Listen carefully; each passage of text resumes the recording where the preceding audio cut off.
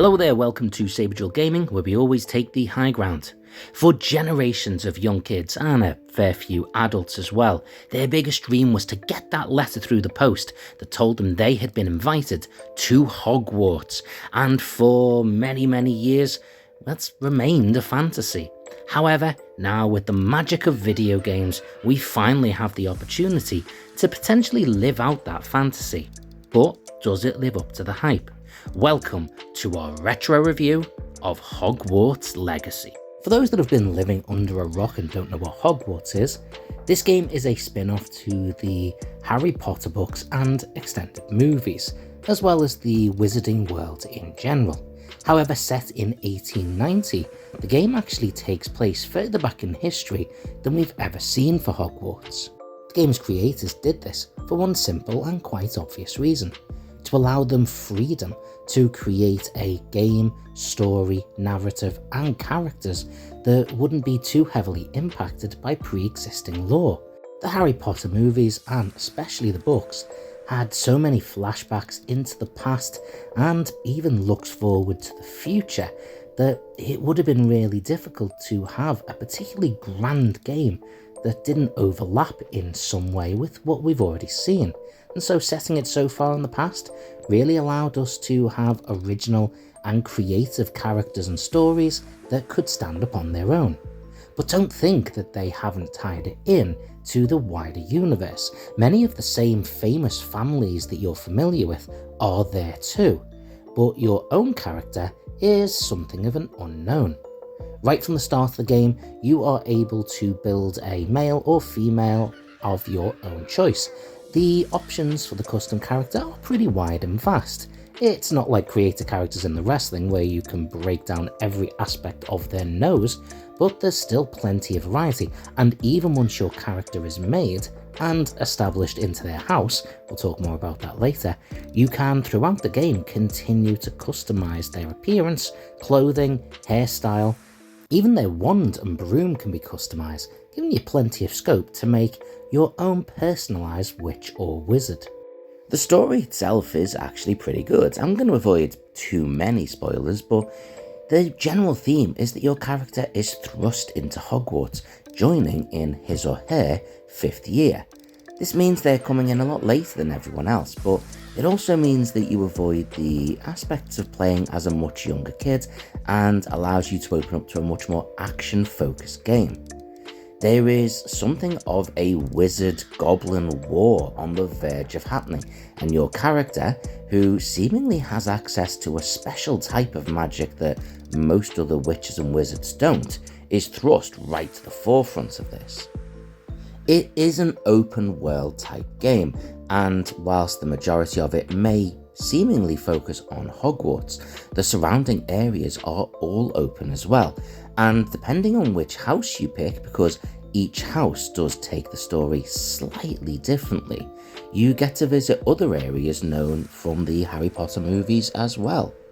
For those that actually want to develop their magic by attending classes and honing their skills, you absolutely get to do that. Some of this is seen through cutscenes, but you are then given quests and challenges in order to be able to learn additional spells. And the spells within the game are fantastic. Many of them are absolutely essential to complete missions and quests. Others are just there to give you a new aspect to your combat. And yes, for those darker witches and wizards out there, you can learn the 3 unforgivable curses, although obviously you do not learn these in the classroom.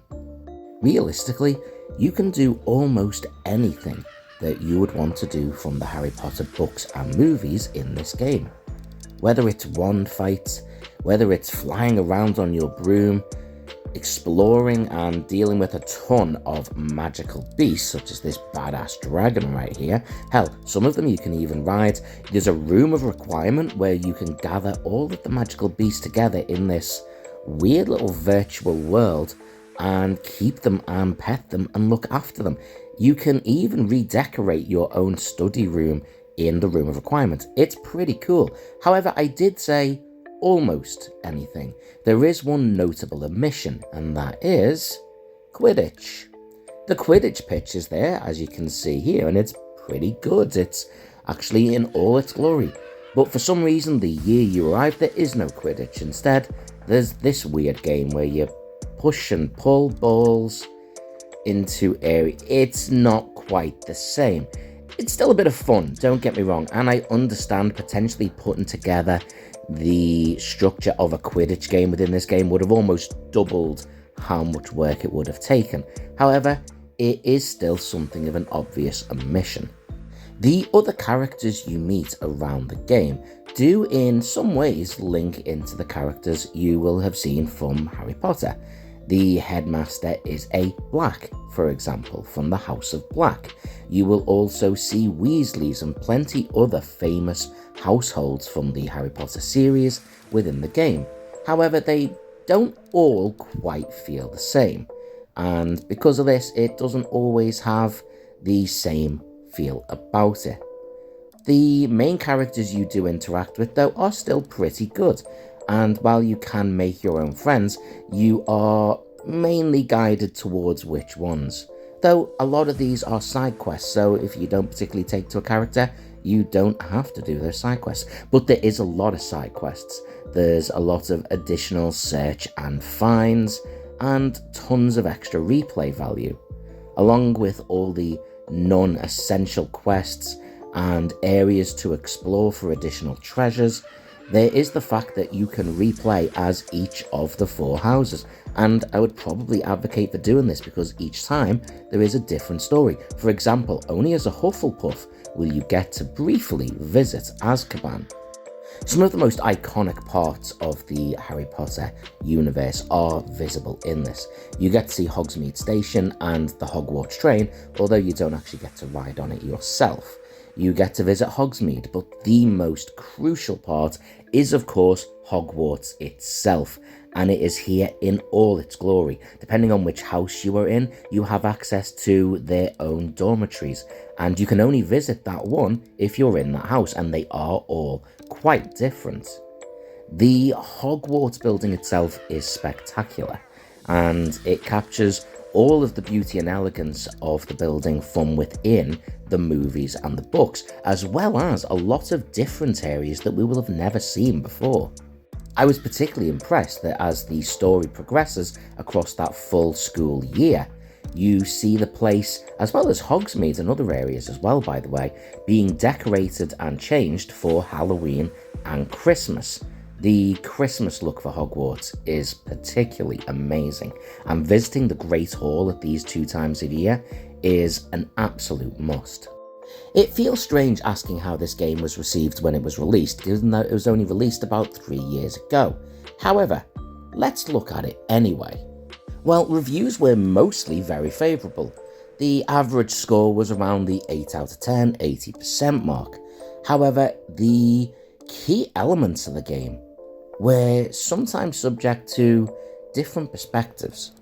A lot of people talked about just how amazing and beautiful the game's environments were. However, some people were critical of the graphics and design and felt that they were slightly dated, potentially something that could have been seen on the PlayStation 4.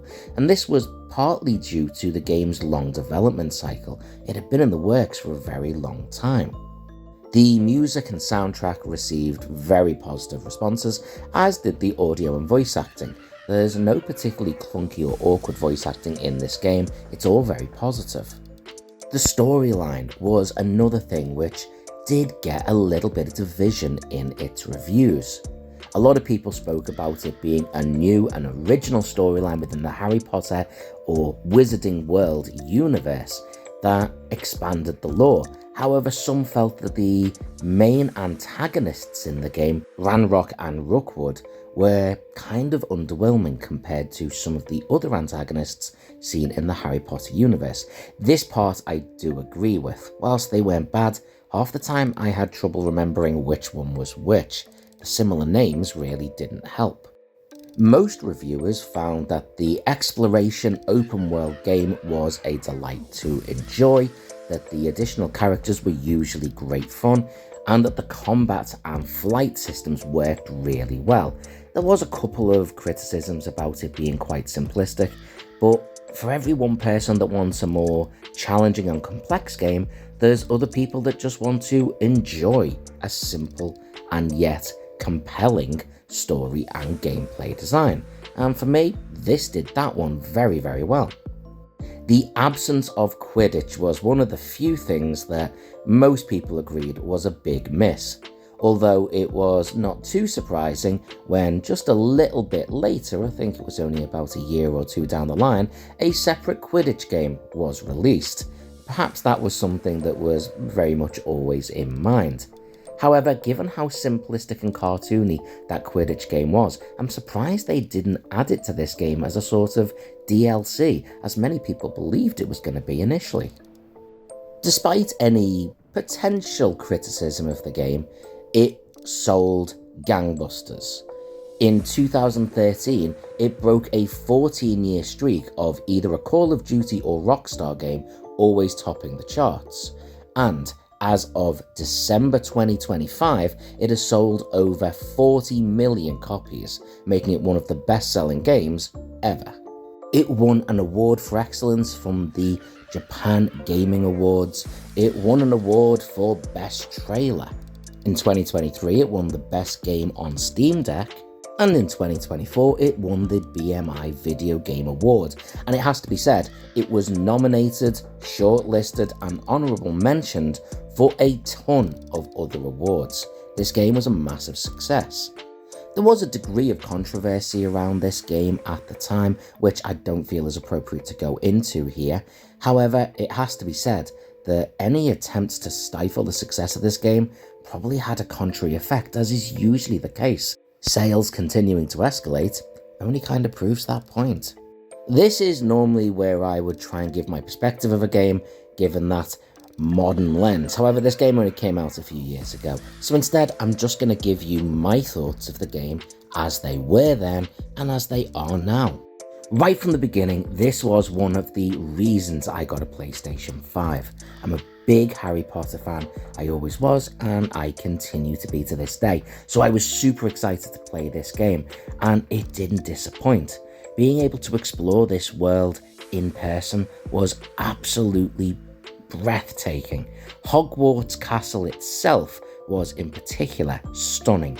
I loved being able to celebrate Halloween and Christmas. I just wish, rather than following the calendar within the game, I was able to do it at those exact times in real life as well.